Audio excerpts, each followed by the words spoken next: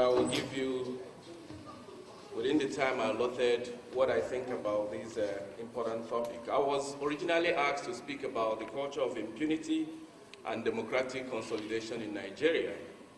You would agree with me that the landscape of impunity in Nigeria is such a vast one that within the 10 minutes allotted to me, it will be difficult to cover. And so what I've decided to do is to limit myself to electoral impunity and deepening democracy in Nigeria. And within this frame, we'll look at the prevalence of electoral impunity, the impact of impunity on democratization, and finally, look at some of the things that an academic community such as yours could do to contribute in the fight against electoral impunity. For the sake of this discussion, I'm mindful of the fact that within social sciences, we hardly agree on conceptual definitions.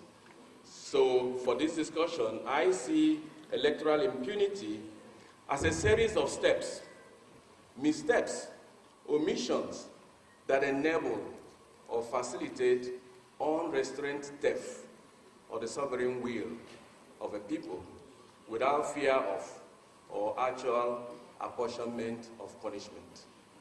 If people can come within a society during an election and do whatever they can to basically undermine the will of the people freely expressed during an election and get away with it, that to me is electoral impunity. And we also need to distinguish it from electoral crimes, which I believe happens in practically every country in the world. I've not seen any country in the world where periodically you don't have people taking the laws into their hands during election. But what perhaps differentiates our own experience in Nigeria here in comparison with the rest of the world is that too many people on too many occasions indulge in these offenses and in many cases get away with it. And that is impunity, without which we can't. Without fighting it, we can't make progress in the process of democratization. And you and I know some of these acts that have crossed the threshold of crimes that occur everywhere. You have intimidation and violence, you have vote buying, you have stuffing of ballot boxes, you have falsification of election offenses, you have unlawful substitution of candidates by political parties and electoral management bodies, and you have spendings above prescribed limits in terms of campaign funding, which have been talked about earlier today.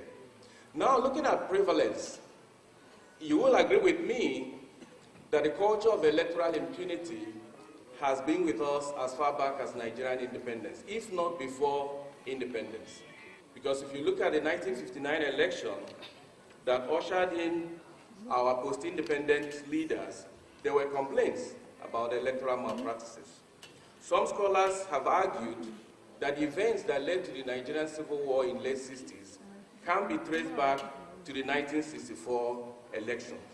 And because they were not resolved, we saw what happened afterwards. Over 20 years later, the Babalakin Commission, which was set up in 1986 to look at the 1979 and 1983 election, concluded that indeed it can be claimed with a large measure of truth that rigging of election has become part of our political culture.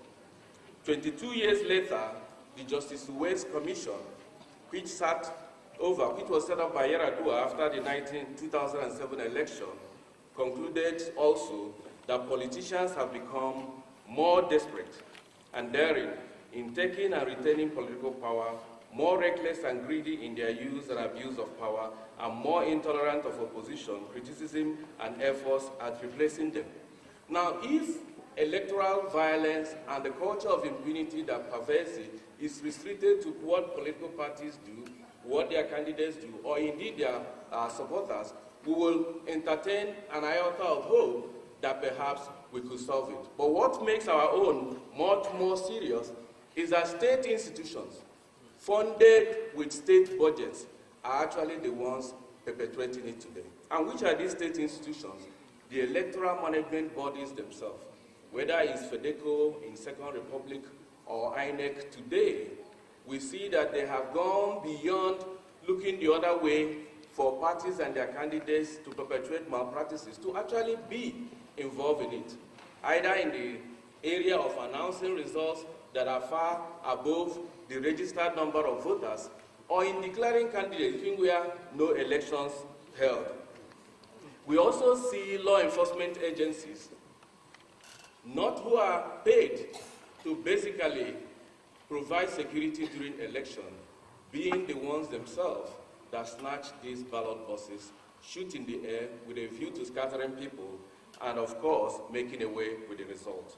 In the course of elections in this Fourth Republic, we have come to identify actually two categories of law enforcement officials that are deployed on election duty. One is the one that came from their agencies, whether it's the police, the military, or the Road Safety Commission.